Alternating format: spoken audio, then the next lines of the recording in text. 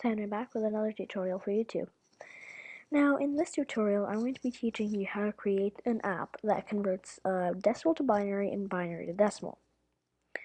So here's the app running on the simulator. Let me just give you a quick demo, and then I'll show you the storyboard and the code.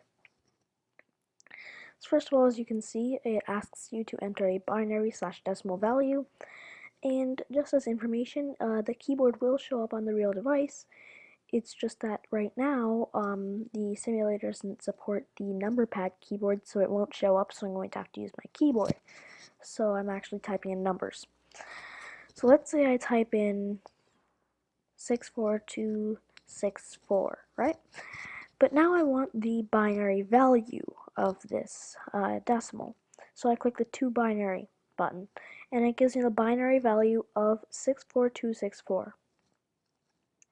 However, if I click to decimal, it's going to give me an error since this already is a decimal. So what I need to do is enter in some binary, and as you can see, it would give me 248. And if I were to enter in this, it gives me 64, 128, 256, 512, 1024, and so on. Yes, that's basically how it works. And so if I click to binary, since any number can be converted to binary, it will actually successfully convert this number to binary. But let's start with the code and, the storyboard. And so as you can see, we have a text field here. This text field asks you to enter the binary/decimal value. And next we have two buttons to convert a decimal to binary or binary to a decimal. And then we have an entire text view where you can see what you have in your what you have as output. And so now what I can do is show you the code. And so first of all, we are declaring two IB outlets, the value and output IB outlets. The value IB outlet is a UI text field, and that's the value we need to convert. And the output IB outlet is a UI label, and it's the output of that value. So next, as you can see, we have two functions here, convert to binary and convert to decimal.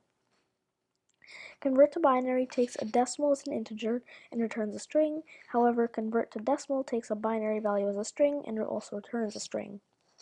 So the convert to binary function, all it's really doing is it's declaring four variables first. It's declaring n, c, k, and fs. N, c, and k, and final string. And then basically we're setting the value of n to decimal so that we can change it. And then we're doing a condition, a while loop actually. While n is greater than 0 or n is not equal to 0, basically, we are executing this code. And so basically what we're doing is c is equal to n modulus 2, and then basically n is equal to n divided by 2. And then we are appending the result of c into this array. So it's either going to be 0 or 1 here. And then basically we are taking for I in reverse k, and we are making the final string. And the reason we have to reverse k is because k actually gives us the output, but in a reversed format. And we do not want reversed, we want it a proper binary way.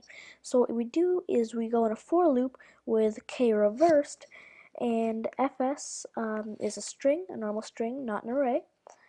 And so basically every time we go through the k as array, we are adding one character to the final string, which will eventually add up to be the final binary. And then we're just returning that final string. That's basically how the convert to binary function works. Now the convert to decimal function is quite a bit different. What it's doing is it's taking binary value as a string, and it's also returning a string. And then it's creating a result variable, which is an integer, and then we are looping through the binary value, character by character. So basically, we are doing a switch case of what number that that character is. So if it's 0, then we are saying that the result is equal to result times 2. And then if it's 1, the result is equal to the result times 2 plus 1. And if it's a default, then return error, because then it's not a 0, it's not a 1, it's something that cannot be converted to binary. Or converted to a decimal, sorry. It isn't binary, so it cannot be converted to a decimal. And then we're just returning that result. And then we have two IB actions here, 2 binary and 2 decimal. What 2 binary does is it's setting outputs text to convert to binary value.text as a string integer value. So we're basically converting it to an integer here. And then basically in the 2 decimal function, we are setting the outputs text to convert to decimal just the text of that value. And then the functions handle the rest. Yeah, so that's it. Subscribe if you're new to the channel, like the video if you liked it, comment for any suggestions, improvements, or if you have any questions, and goodbye.